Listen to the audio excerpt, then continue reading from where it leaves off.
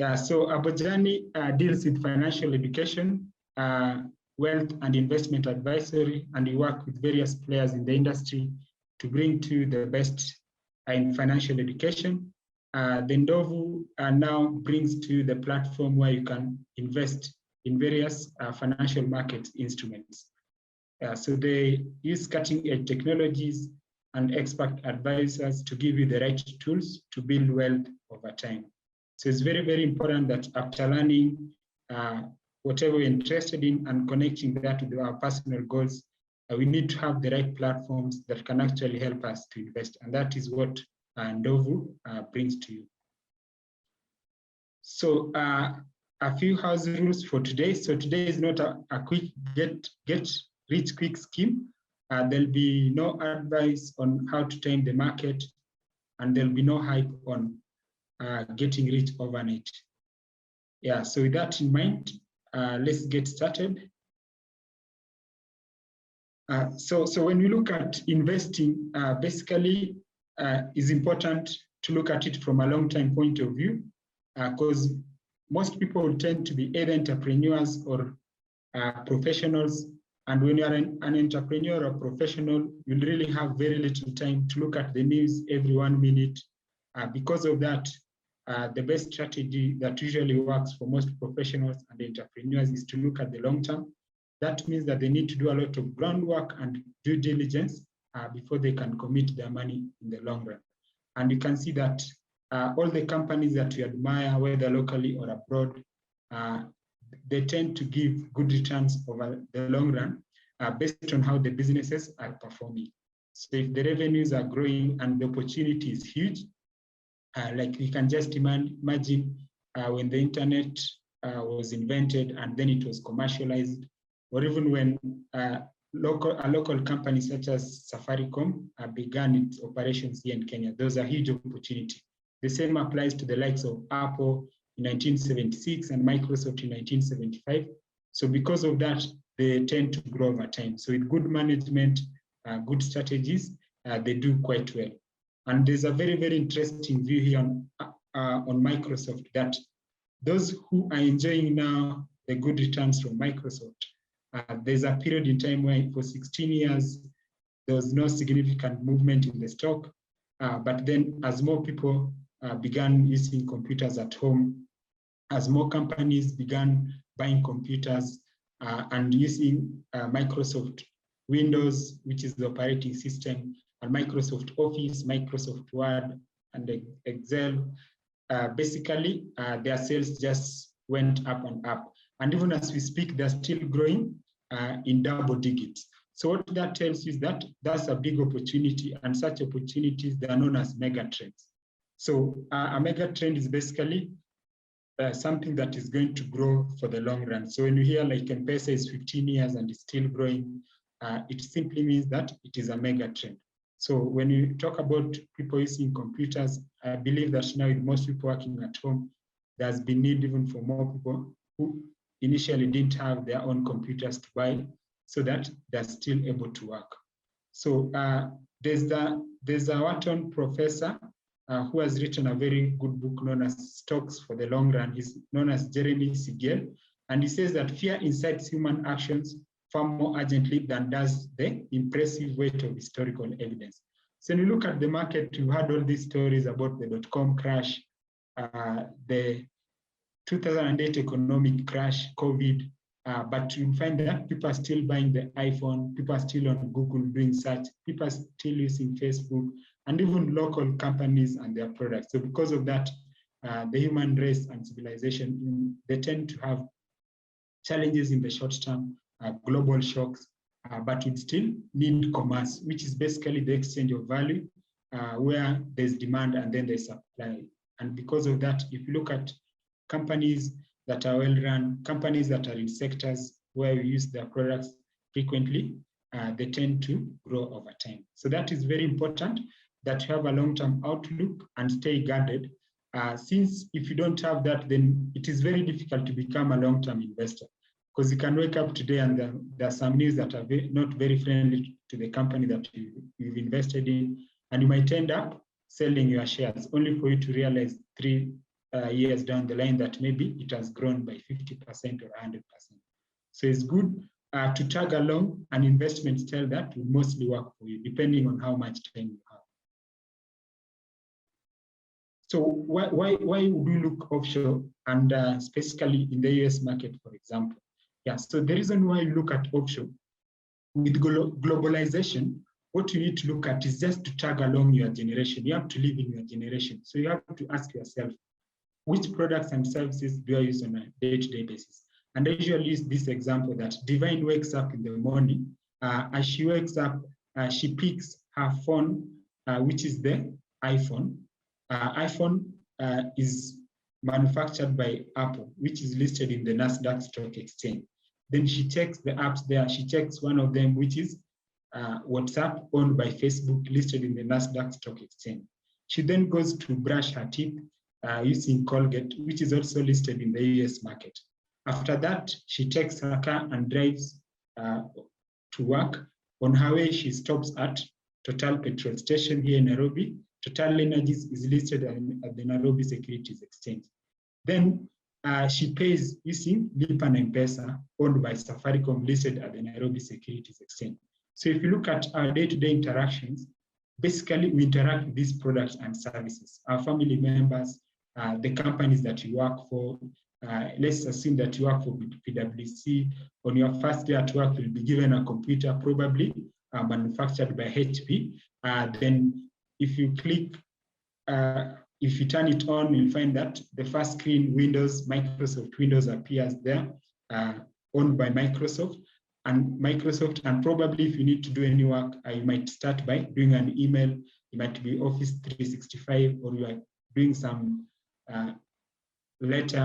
cover letter, you are typing it on Microsoft Word. So basically that's how you interact with these brands. And you might even go to Google to search, like you want to know the direction to the company that you are going to for an interview at. So, and you find yourself interacting with Google. So it's quite interesting that sometimes last year I went to Uganda, and from my hotel to the place that I was going to work in for 2 weeks, I actually used Google because the taxi driver didn't know that place. So it's very, very interesting that Google works in Kenya, it works in Uganda. And I was also going to attend a funeral recently in Muranga, and we used Google. So I was just sent to a pin. So Google works in Uganda, it works in Kenya, in Nairobi, even when you're going to Muranga. So that just tells you that if as many people as possible are using products and services of companies, then it matters. So that has given a lot of strength to the US market, because you know of the innovation in technology. So they're ahead of most parts of the world, and they're the largest economy globally. And that, of course, means that many people are looking at the US in terms of what they are doing and services that most of their companies, such as Apple, Google, are offering to the whole world. Also, the USD is a reserve currency, so based on the Bretton Woods Agreement after the Second World War. So that gives them strength. So you find that a country like Kenya, we're usually very worried when the USD depreciates. So you hear people saying now the USD is at 114, this will affect us. Our debt is likely to go up. For every one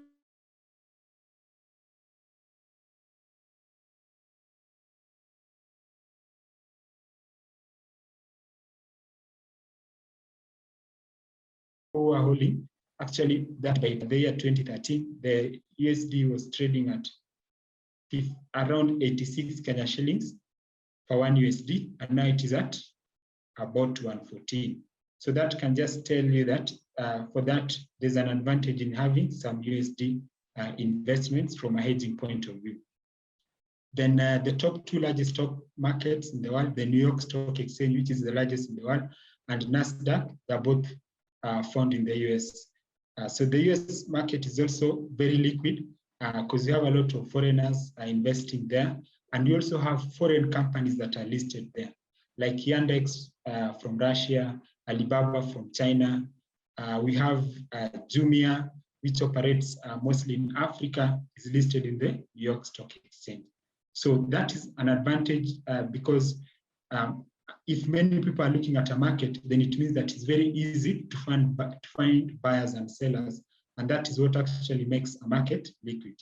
If you place an order, you're more likely to find someone to buy that security that you're trying to sell.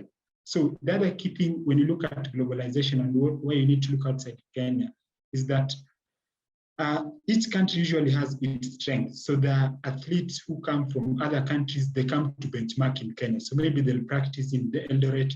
They now, globally, you'll also have Kenya using products and services from other countries. So if you've ever been in, it's called International Lifehouse in Nairobi, you'll see there is a logo there for FedEx, they have an office there, DHL. So it just tells you that we live in a globalized world. And if you want to express yourself in terms of living in your generation, you can actually take advantage of opportunities that are outside your country. So you look at the US, the other markets such as the UK. So opportunities are across the world, and with due diligence, you can be able to invest using a platform such as Ndovu.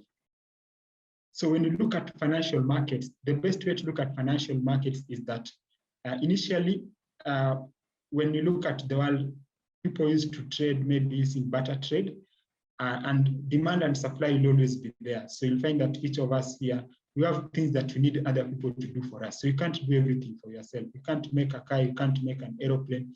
There's value that you can create for other people, and also other people create value for you. Because of that exchange of value, which is commerce, there used to be barter trade. But later on, stuff became a bit more complicated, and then there was the need for currencies. So currencies came into play. You have Kenya shillings, the USD, and with that now we're able to trade in financial markets.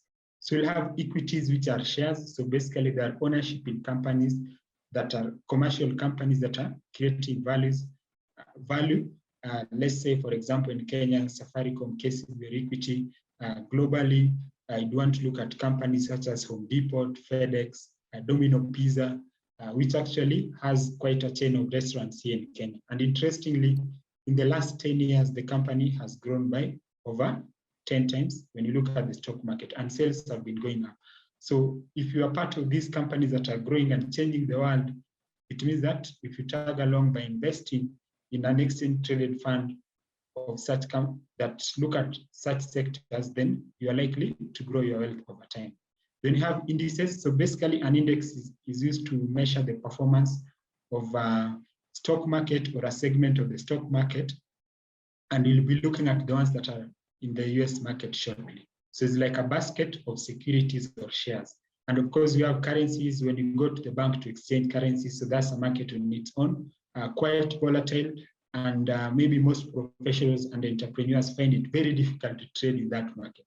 So the bankers are able to do it quite well because they have a certain advantage when it comes to trading. And individuals who have a lot of disposable time, we want to look at that. So the best bet when you look at people who are just getting started in offshore market are exchange traded funds, which are basically baskets of securities. So it could be commodities such as gold. It could be a basket of shares like technology stocks. And what a basket of securities does is that it tends to be less volatile. So it means that it will be moving in either direction slowly over time, but if it is the right sector, then it will tend to go up over time. So that helps new investors that are getting into the markets to be able to invest confidently, because like you'll see that the S&P 500, which is the index that holds the top 500 stocks in the US market, there's a research that was done and it shows that it has grown by about 9% in the last 40 years. So it simply means that even as companies change over time, ExxonMobil is no longer the most valuable company in the world, but now you have stronger companies maybe in the tech space. So overall, the stock market will just reflect on the creation of value in the world.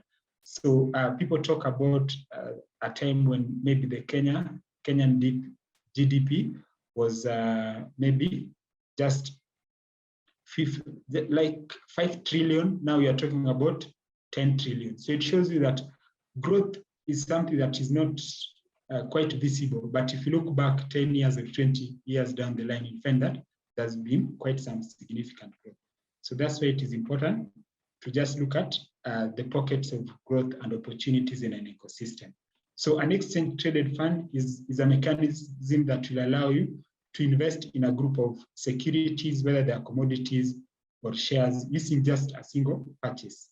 So the stocks and commodities, for example, are put in one security known as an exchange-traded fund. So it means that if you have problem, maybe you have 5 technology stocks and you are finding it difficult to invest in one, but there's an exchange-traded fund for them that holds those stocks, then it becomes very easy for you to invest in those companies. Since if there's general growth in that sector, then it means that you'll be growing your wealth as well over time. And they become quite popular, especially after individual investors realize that picking individual stocks is quite difficult and is not very easy for most individual investors to consistently grow their stock value over time. So there's a US investor known as John Bogle. So he came up with the idea of indexing, which is basically creating a portfolio of stocks or securities. They now creating a fund through which individual investors can invest. So it has become very much easy for individual investors to invest through exchange-traded funds. And as we speak now, the value of one of the largest fund, the Vanguard, actually the total securities there and assets under management is at 7.5 trillion. Of course, that can change in the short term, but let's say it's over 7 trillion. So you can just see how much value is stored there, and it is helping people who are looking at retiring and they don't have a lot of time to look at the news on a day-to-day basis and invest in individual stocks. So it's important that look at what would work best for us as investors. So why ETFs? So like you said, there's liquidity. That means that it's very easy for us to participate in selling and buying of exchange-traded funds. So that's an advantage. You can get in and out easily. And there's diversification, which we say is the only free lunch when it comes to investing. It's just to ensure that you stay guarded, that you are not too exposed just maybe in a single share or company, because things can change. The companies can be delisted. They might face a lot of challenges business-wise. But if you're investing in like a mix of different companies or commodities, then over time you are likely to do well. So the other element is just to live in your generation. So actually, investment is one of the best expression of freedom, whereby you have your money and you can use that to express yourself. So it's very, very important that if you feel like there's going to be growth in a sector, then you use your freedom to also enjoy the benefits of that growth. Then ETFs, they pay dividends. So if the underlying companies are paying dividends, you'll get dividend based on the composition of the companies in the ETF that the fund that you're investing in have invested.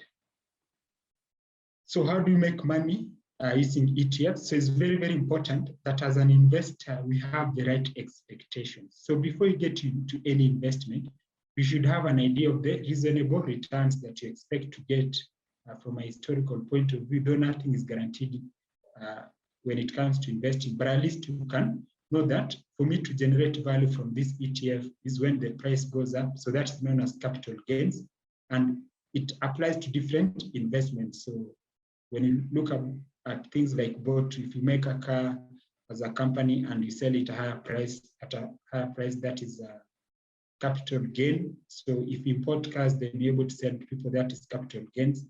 If you're selling at a higher price than your buying price, stocks, exchange-traded funds, real estate property, if you buy a plot and you sell it at a higher price, that is known as capital gain. So it's very, very important for us to know how we are going to make money in any investment before you get into them. Then dividends. So when we look at different ways of creating wealth, we have maybe you are in a business, you are involved in it on a day-to-day basis. You can be a professional earning a security, and you have to work for those two elements. But when it comes to real investing of passive income, dividends will give you passive income without you doing a lot. So maybe you just need to do your due diligence, invest in the companies, and when they pay dividends, you'll just get your check. The money will be transferred into your account. So most companies that tend to pay dividends, there are companies that they tend to be mature companies like JP Morgan. They've been around for quite some time. JP Morgan has been around for like the last 200 years. So when you are told, you're like, wow, how is that even possible? Yeah, so because of that, these companies they're at a level where their profitability is predictable, and because of that, they're able now to pay part of their profits to investors, and that is what is known as dividend. So those are the two main ways through which you can earn an income from investing in ETFs. Global markets, again, very, very important for us to look at things from a global point of view, because we find that as a country in Kenya, we are net importers, so it means that we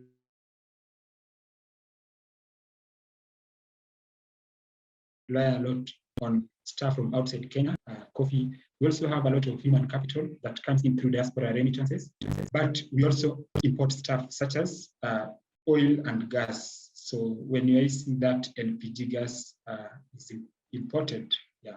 So when you look at global markets, you have the US market. So the four main indices in the US market, you have the Dow Jones Industrial Average, S&P 500. So the Dow Jones Industrial Average contains 30 largest companies in the US, curated. Then S&P is 500 companies. The NASDAQ, it looks at the tech, mostly tech companies or companies listed in the NASDAQ stock exchange. Then you also have the Russell 2000 for small companies. So when the economy is doing well, maybe the small companies tend to do well, but not when you have a level of uncertainty like this. So you can just use that insight as well to look at when you feel like the US economy is growing, everything is going up. It means that small companies are likely to grow faster than any other companies, but they tend to struggle when you have uncertainties like now. Then you have the UK market. So the FTSE 100 looks at the top 100 companies in the UK. So also, if based on your analysis, you believe that the UK economy will do well, you might want to look at that. Then you have CAC for France, DAX for Germany, Eurostock 500, looking at 500 companies in the European Union countries. And you have Nikkei 225. So in Japan, they are quite active when it comes to retail investing. And we have companies such as SoftBank and others. So it's also a market that you want to look at and learn a lot, because they had a boom and bust. So I think in the late 1980s and early 90s, the richest man in the world used to be a matter of who in Japan. But of course, there was a crash and the market there has slowed down over time. But it's just good to learn and look at those stories, learn history, so that you know that this thing again can happen in any market. So ASX is for the Australian market. So something that is very key that you need to look at. So if you are to log into Ndovu app, please ensure that you know the ticker symbol of the ETF or exchange traded fund that you want to invest in. So when you look at the Dow Jones Industrial Average or S&P 500, NASDAQ, so I'll show you how you can go to Yahoo to check any ETF or stock. When you look at Alphabet, Apple, be aware of the stock to look at. But I see on Ndovu platform, they've given them very relatable names. So don't be in a rush to just click on any security and buy. You might buy, but the names are similar and you end up buying the wrong one. That has happened several times in the market, especially with securities that have very similar names. So because of that, be very keen. And for these colors, when you have green and red, I'll just say that if you're a long-term investor, just know that people came up with them, but they really don't matter, because you can just imagine how many times Safaricom has closed on the red on a daily basis. If you have, let's say, 200 and something days, trading days in a year, but that doesn't matter if the profits and revenues are growing. So these are just some psychological stuff there, and they affect people. Someone logs in and see that there's red in the portfolio, they click sell, and later on tomorrow, you find that it is green and the person starts regretting. So because of that, we also need to know that there's a bit of behavioral strength, emotional strength that you need to build over time, and just understand what you are looking at, do your due diligence, and ensure that you can withstand short-term volatility in the market. So that is very, very key. So looking at gold, if you are to look at gold as an investment, especially during such times of uncertainty, you'll see that there is an ETF, an exchange-traded fund that tracks the price of gold. And you can see that basically from 2020, since COVID, this has been a good investment opportunity for investors. So usually when you feel like there's uncertainty in the market, that is one way to hedge, because we can't prevent those external factors, but you always look at what can you do for yourself. So if the Kenya shilling is depreciating versus the USD, what can you do? Maybe investments that are dollar denominated will help you, and maybe investing in gold will help you as an investor to stand that short-term volatility. So it's very, very important that over time as an investor, you can give yourself a target. Maybe you have money market fund locally, infrastructure bond. You can put a target and say that you want to own investments in the US dollar worth $1,000 and work towards that maybe in a year or even a few months, depending on your income. So it's always good to have that, so that over time, you also have an opportunity to hold dollar USD denominated investments. So gold provides an opportunity, and you have Aberdeen Standard Gold Exchange Traded Fund that you might want to look at on the Ndovu app. So it's key, because now when everyone is talking about things not going well, we can be distracted. But at the end of the day, is usually what can you do for yourself? So the S&P 500 that we told you that monitors the top 500 companies in the US, as you can see, we had a slowdown in the mid-1970s. Again, in the year 2000, we heard about the dot-com crash, where the share of Amazon went to below $20 per share. Now we are talking at it being over 3,000, and they've just announced a share split. So basically what happens is that as long as value is being created in economies, people are using more goods and services, and certain companies are growing. So you might not realize that Apple and Microsoft, they're actually over 35 years old.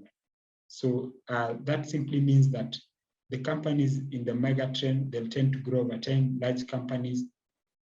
And because of that, the stock market tend to go up over time.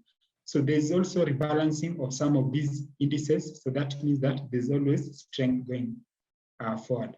And we've had moments of pain, like the 2008 economic crash. So you can see what happened here. And some people still held.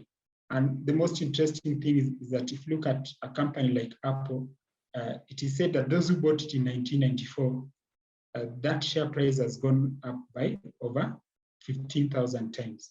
So that tells you that over time, if you invest in the stock market as long-term investors, you're likely to do well. And to safeguard ourselves, is always good to have a mix of ETFs. So ETFs, they just look at the sectors, even geographical areas. If there's an economy that you believe is growing consistently, you can have exposure in those economies.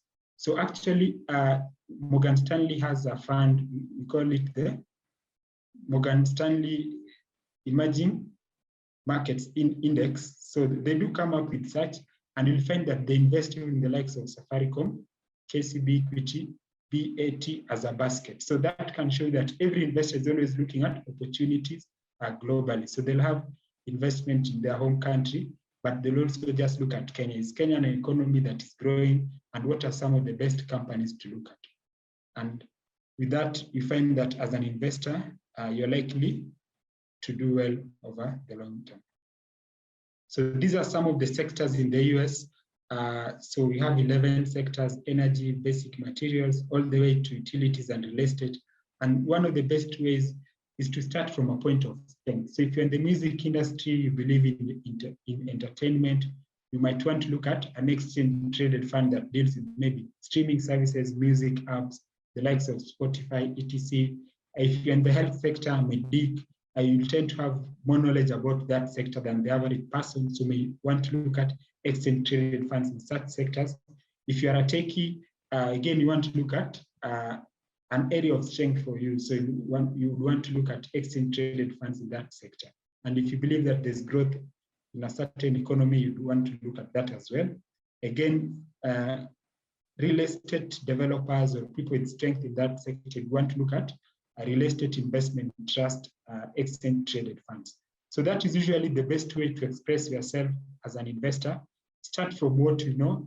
Since you are the subject matter expert in a certain sector, it would be much easy for you to make a connection. So you get to start from there. If you're an athlete, you'd want to look at maybe stuff like Nike. So which ETFs have Nike with a significant percentage and similar companies. So you just want to go from the known to unknown. So it's much easy for you to be successful there. Because again, in investing, we're just trying to increase our chances of success.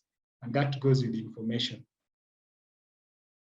When you look at thematic areas, so thematic areas, what this means is that you'll see that usually we have strength in certain sectors, and this changes over time. So you can imagine the time when we had like cars, that invention. So you hear about Henry Ford, and we are still buying cars. So it's a huge mega trend. So it's over actually 7 decades, if you look at that.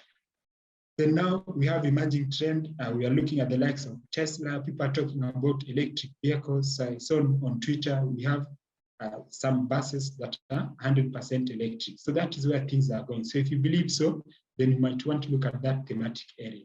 And it's unbelievable that maybe in the year 2006 or 5, if you wanted to send some money to Nyeri from Nairobi, you probably use courier services, money order. But from the year 2007, now we had mobile money services. So financial technology has taken the world by a storm. So you have the likes of PayPal, Square. So they're doing very, very interesting things, and they're able to help merchants, SMEs. Because of that, there's a lot of value that is being created in that sector. But you might never know which specific company will survive. Because of that, you want to look at, if you believe that fintech is going to grow, you have to feel comfortable before you get in.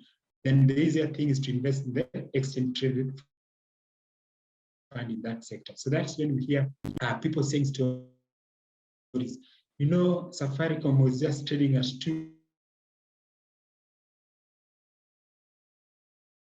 Kenya shillings and didn't do anything, or equity KCB. So opportunities are like a bus, and they'll always be there. They're usually presented all the time. We just need to look keenly, and you'll see that there's that sector where it is just getting started. And based on your view, maybe the upside potential is huge.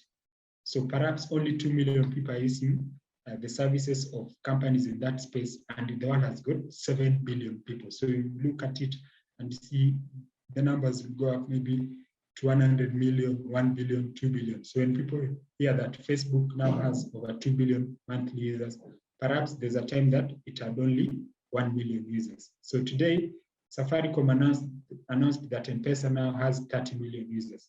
So maybe there's a time in the year 2008 that number was only 1 million. So you can see that if there's a thematic area and it is just getting started and you're getting using an ETF, it just means that you just tag along and be part of that group. Again, genomics is part of innovation in the healthcare sector. So you might want to do an analysis there and look at the exchange traded fund, but you must feel comfortable with that thematic areas. And there are quite many. We have e-commerce as a thematic area.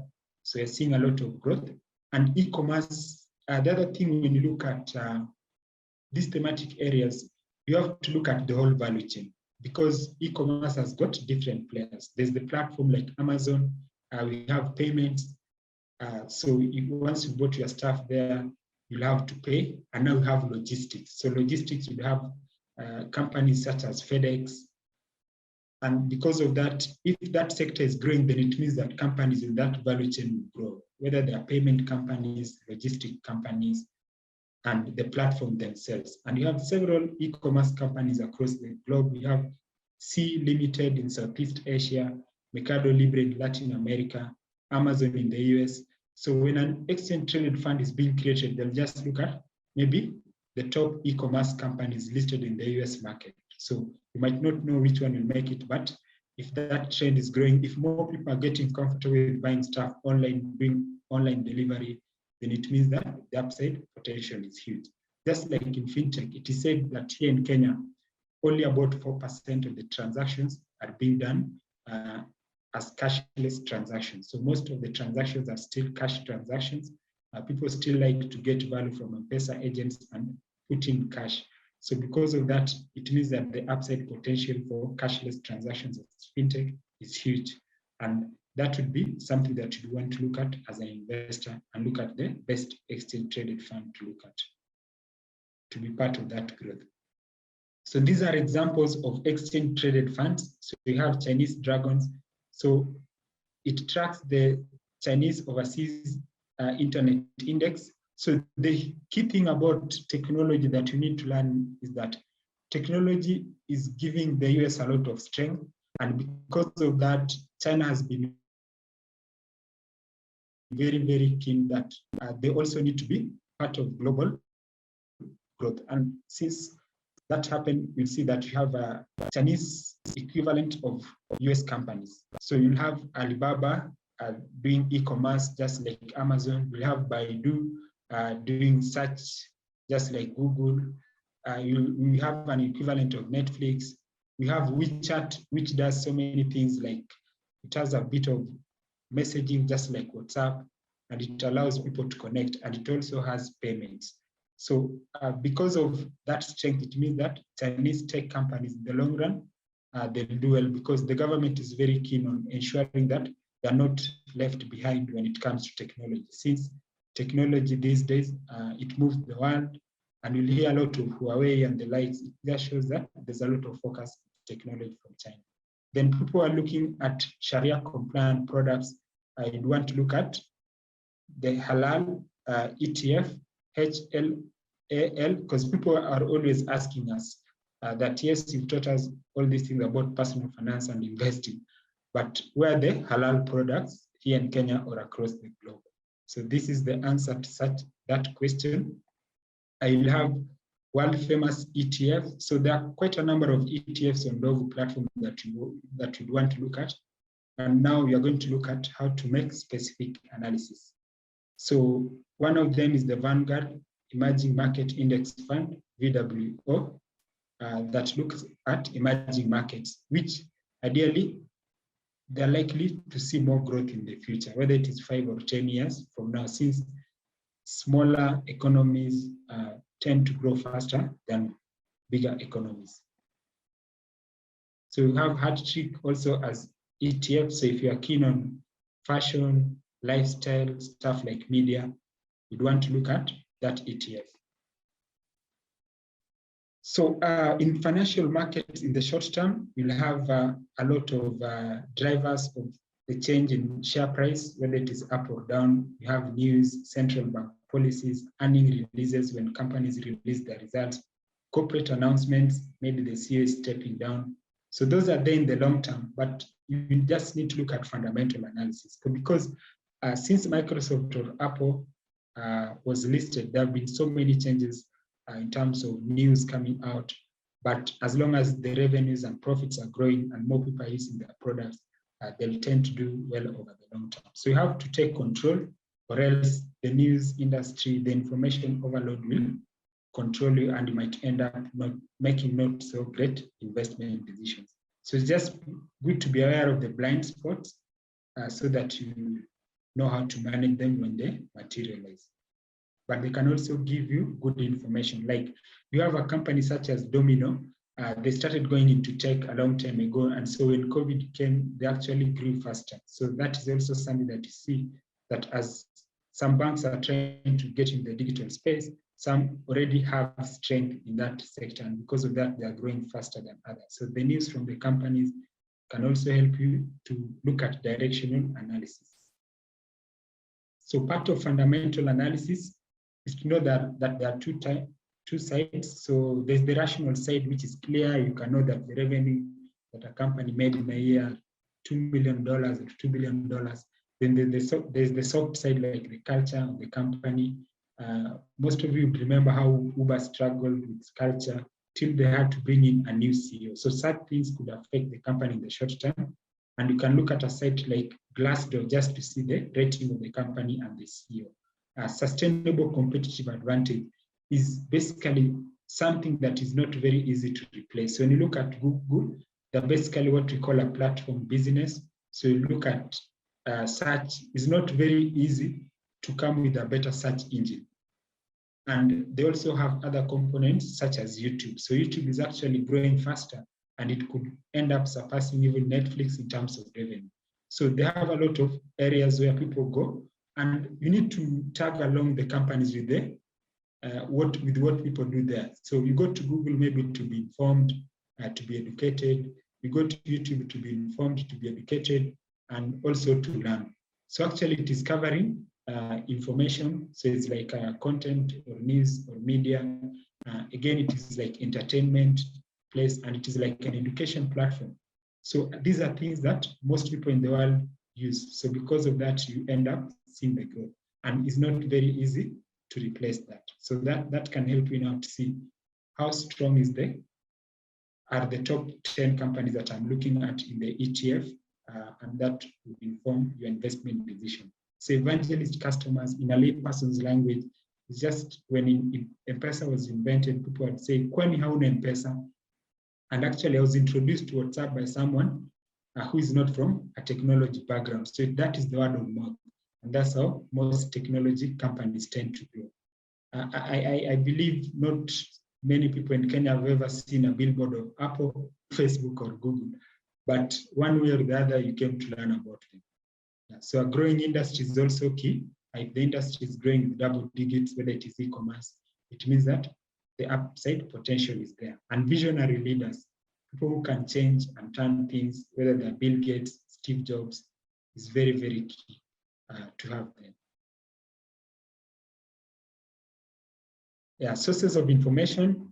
So sources of information would help you just to know how to get started and stay guarded. Because again, if you don't have reliable sources of information, you'll be moving from one source of information to the other, and that might not be good for you. Since in the information overload, you have to control where you get information and stick to the reliable sources in the short term so that you don't have too much things that you're looking at. So you have Yahoo Finance or Google Finance annual reports. They call them 10K reports in the US. If you want to look at the top 10 holdings of an exchange traded fund, whether it's a commodity or based on stocks. And then we have etfdb.com has got a platform that you can type in any ETF and learn more about it, the sector, compositions, and stuff like that. Then ETF.com as well. And it's important for you to find a news app where you can be looking for information on a regular basis. So now I want to take us to Yahoo Finance just to look at an ETF. So one of them is VWO that we've just looked at. So that is the Vanguard Emerging Markets Index. So once you type, the name will appear there, and now you can just look at it. So Yahoo Finance is very powerful. If you're a new investor, I would say that as much as people talk about Yahoo Mail, when you look at Yahoo Finance, it's very, very useful. So you look at the price, how it closed, 52-week range, volumes, which shows liquidity, the average volume, net asset value, price to earnings ratios, dividend yield. You can see the dividend yield here is like 1.98% in USD. Inception is from the year 2005. Then we want to look at the holdings, like the top 10 holdings for that exchange traded fund. So it has the likes of Tencent. So Tencent, it owns WeChat, which has got payment, chat, and is quite popular in China.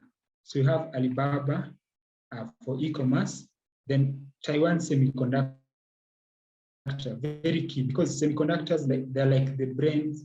They used to make what we call the brains of computers.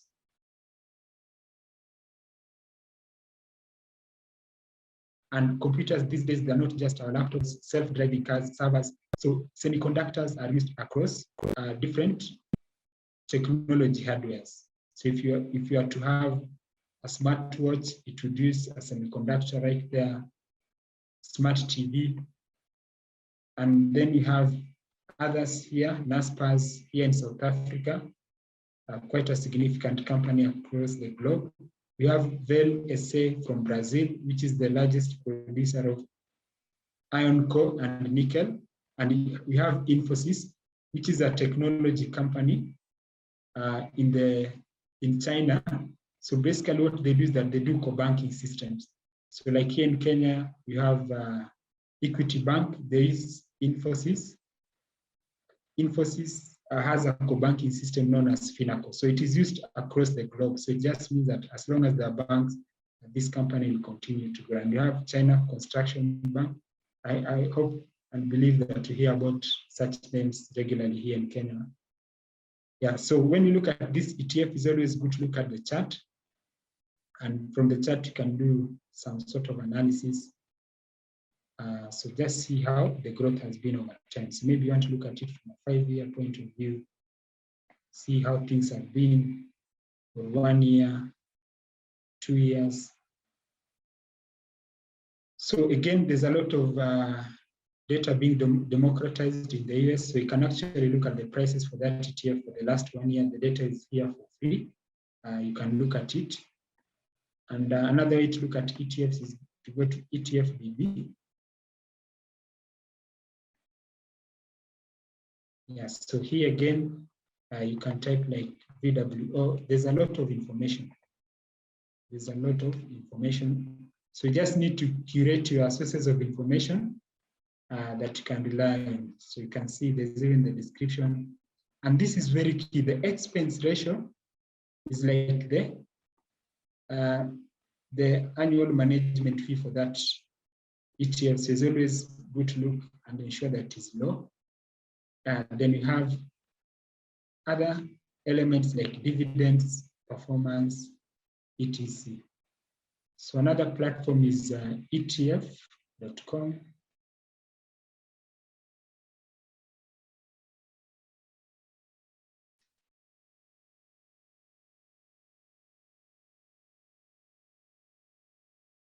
So it is coming up. Yeah, so again, from ETF.com, you can just type VWO. So there's information across these various platforms. So you just have to choose one and then you can use it to kickstart your investment journey. So you'll see how it has been performing over time, inception date, the year 2005. You can get in and out, asset under management, 74 billion. So going back to our slides, we'd want to look at how to get started now on investing. So usually at Abojani, you look at investing in 3 angles: personal finance. First is the mindset, where you have to make a connection with where you want to invest. So it could be because of your personal goals, you want to retire early, you want to buy a house, you want to buy a car a few years from now. Because of that, you're accelerating the growth of your investments. And to get started, you need to learn first about information on the various investments that you are looking at. So that is the skill set layer, and is what we've been doing in the last close to 1 hour. And after that, after learning alone is not enough. We have now to action, and that's where you need the tool set. So Ndovu comes in, you can download the app, look at how it works, then you get started in a journey. Then you'll have completed the investing cycle, making the connection, having a goal, learning about what you're getting into, how you are going to make money from the investment, what are reasonable investments, doing your due diligence, looking at sources of information, then you're able to log in into the platform and make that investment decision. So when you find people asking online that which stocks should I buy or exchange traded fund, it is a very difficult question to answer because probably you might not know their goals, or even if they know what stocks are all about. Can they handle volatility? Are they a long-term investor? So it's important that you make it personal, have a meeting with yourself, and ensure that you are comfortable with what you are getting into. So thank you very much. I'll now hand it over to Ndovu team to take the questions, and I'll help with answering some of them, especially in the presentation that I've given you. And we can also look at questions that are specific to the platform. So thank you very much for joining. Kaiser said that I was breaking a lot. I hope you're able to hear me well for most part of it. So back to you, Ndovu team.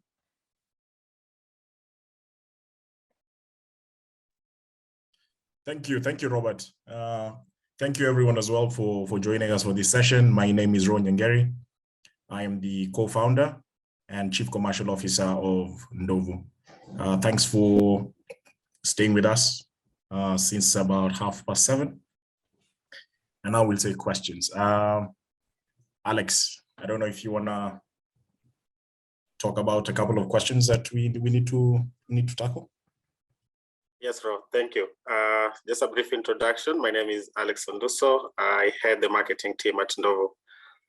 So I'll just go through some of the questions that have been asked. Question one, can I choose the broker I want if I already have an account in the US, or how does it work? This is a very technical question. Whoever actually posted this. The way Ndovu is designed as an intermediary, we are an intermediary ourselves. So any business that you want to put through is through us. But if you're already in the US, I mean, you can stay onshore in the US, use Charles Schwab, Morgan Stanley, whoever you want. I think that one will be easier for you instead of routing transactions through Kenya and then back to the States. I hope that answers the question. Next one, Alex, please. Okay, thank you, Ro. The other question is, how many ETFs are currently available on the Ndovu platform? So we have curated about 18 ETFs, because what we've done is use an internal methodology to focus on thematic areas, as well as sectors that we think will offer significant upside. Right now, they could be down, they could be minimal in terms of value, but they have significant upside. This just touches on what Robert mentioned earlier during his presentation, where he stated the story of Microsoft. You get in, the first 16 years was tears, but then post that, you experience tons of wealth. So we've done this deliberately. The world has over 3,000 ETFs. There's no way you can sift through 3,000 ETFs. So using our 80 plus years of experience in asset management, we have reduced the universe to about 18 ETFs. Okay, thank you, Ro. For how long should I invest in an ETF, e.g. minimum 5 years? Well, I cannot give you a general answer to this. And Robert actually touched on this a bit. Like, we will not just give sort of hyped answers or uninformed answers. What will be very important really is, what is your goal as an investor? If you get on the Ndovu platform, ndovu.co, we have a wizard. There's a wizard on there called Discover What Type of Investor You Are. I suggest you go through that particular wizard. It's going to give you some info that is tagged to your profile, your risk appetite, and then it tells you, like, this type of investment you should be doing, say 5 years, should be 7 years. So we've reduced all this decision making into that algorithm on our website. Okay, there's an interesting question here about tax. Clarify the tax implications, if any, regarding returns from capital gains and dividends. Of course, there's tax in the US. The IRS is the most proactive taxman in the world. So definitely you suffer when you actually make a gain. I think the US levies about 30% on that, and then the rest is distributed to you. So for Ndovu, we handle all the tax work in the US, and then we ship over the net amount to you, to whether it's M-Pesa or your bank account, wherever the money actually came from initially. Okay, a related question to that is, how much does Ndovu charge for as management fees? So we have two plans. We have two plans on Ndovu. One plan is a 1% fee. This is on our basic plan. And there's a premium plan where we charge 0.75%. The difference between the two is to get onto the premium, you pay what's called a gate fee, or it's like you're swiping a card to get into a room of 2,500 bob, $25 equivalent. And then you have to take your assets up over time to 100,000 shillings minimum. Fantastic. Wambu is asking, for stocks like Alibaba that are both in the Hong Kong market and the US market, how can you tell which is the best to invest under? Or rather, is the market where we invest in a factor? Definitely at different tax regimes. This does happen on two aspects. One is where the stock or ETF is actually being traded, and then what's the domicile of the underlying investor. All right. For us, we put investments through the US market. We believe it's a more liquid market than the Hong Kong one, and yeah. I hope that answers your question. If you need more info, because this is super specific, don't know what's the question, kindly reach out to me personally, and we can have a session. That's ro@ndovu.co. Can take you further into that. Okay, what's the difference between an ETF and index funds? And does Ndovu offer index funds? So index fund is a portmanteau. It's two words put together. It's the index and there's a fund. So what happens is there's an index. An index is essentially something that tracks either a market as a whole or a sector of a market. A good example here in Kenya would be the NSE 20 or the NSE All Share Index, right? That tracks an entire market. So an intermediary, say an investment banker, what they do is they design a fund that mimics, it copies the entire index. If you buy this fund, you're buying that entire market at one go. So in the US, there is an index called the S&P 500. This tracks the performance of the 500 largest companies. And off that, a fund has been created, right? So on the Ndovu platform, there's a fund called the Blue Chip, which essentially is the S&P Core 500, right? So you can trade this particular fund because you can trade it on an exchange. It becomes called an exchange traded fund. So to answer your question, yes, we do offer index funds. Okay, what's the minimum investment amount? 5,000 bob and 50 shillings. The minimum investment amount on Ndovu is way lower than what is required by some, say, money market funds in this country.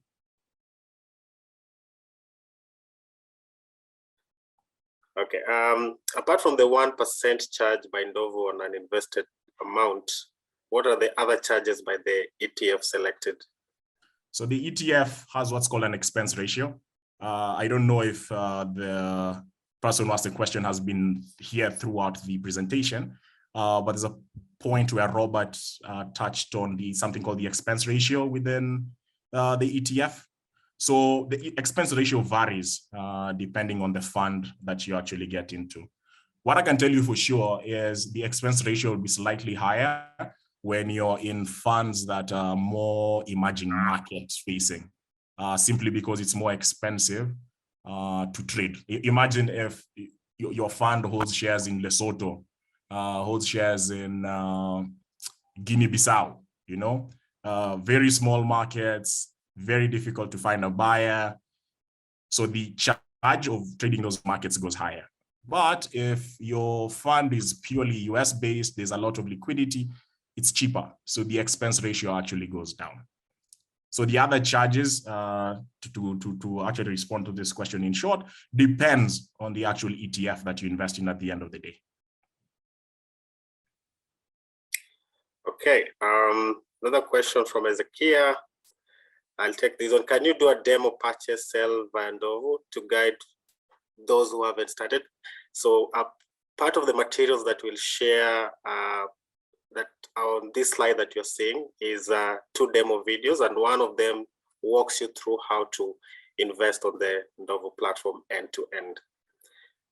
Ro, you can take this one. Are you regulated by CMA?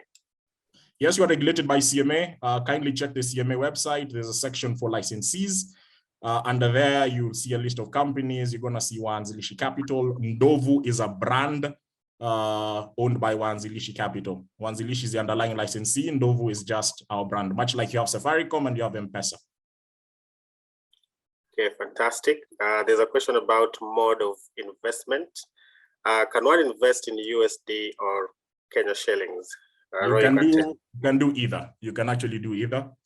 What I suggest is just get on the platform, run through the experience, just play around with the tool, and you will see the options that are there. So those two are live, USD and KES. We're also bringing on board 4 more currencies in the next quarter. So there's a recurring question here whether we'll share the recording and the slides. Yes, we'll with everyone who registered for the webinar, we'll be able to share everything, including the links that are in the tool set.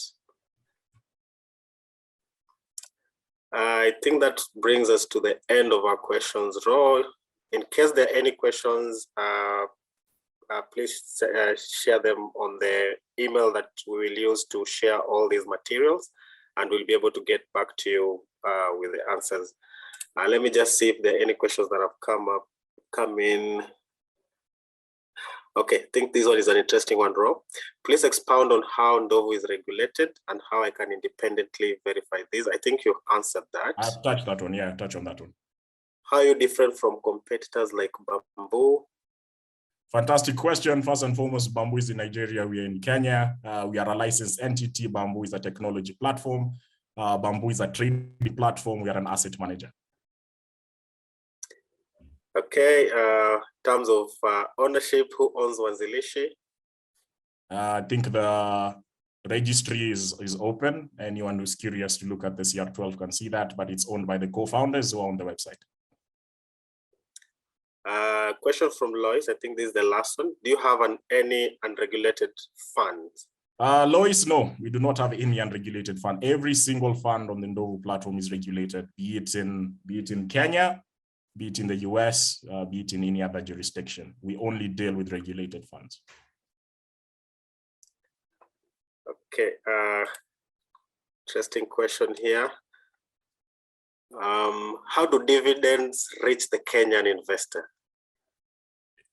So we follow basic AML, anti-money laundering regulation. So if you say you invest via M-Pesa and you're in an ETF, let's call it the Alex ETF, and a dividend is paid out whether on a quarterly basis, semi-annual. If it is actually paid, we collect it in the US and we remit it to you back to your original wallet. So if you did M-Pesa, you're gonna receive an M-Pesa payment from us.